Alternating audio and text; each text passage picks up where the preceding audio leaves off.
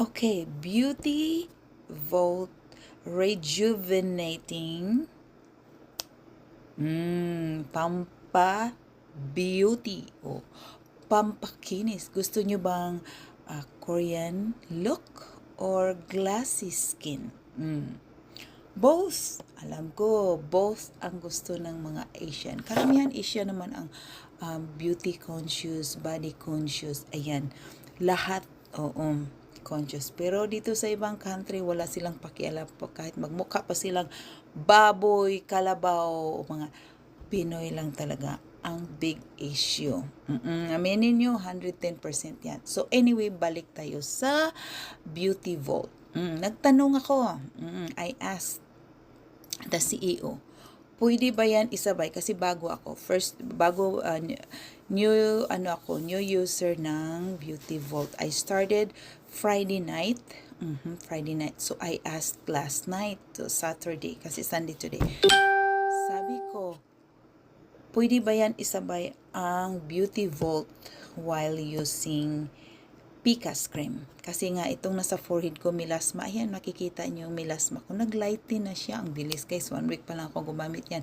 At saka hindi everyday. You cannot use everyday with that. Kasi basta, kung ayaw mong masunog yung mukha mo, parang mukhang nadaanan ng bagyong tino, yung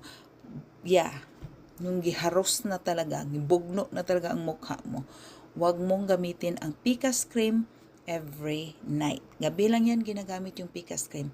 Ako kasi dalawa o tatlong bisis na, 2 to 3 times a night lang a week. So, yan ang nilalagyan ko. Target ko yan siya. Chung, chung, chung, chung, chung. Nag-light na siya. Almost na pareho sa balat ko. Ayan o, nakikita nyo yan. Diyan. Dark na dark yan siya.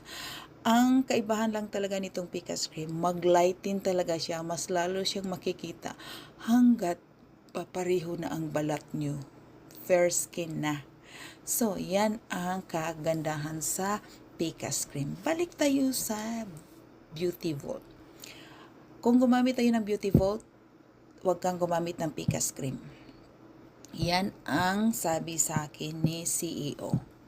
So, ngayon, I'm gonna stick with Beauty Vault dahil sa pimples ko. Kasi ang Beauty Vault as well can take care pimples, acne, pores, dry skin, fine lines, mga dark spots, mga skin issues, melasma as well.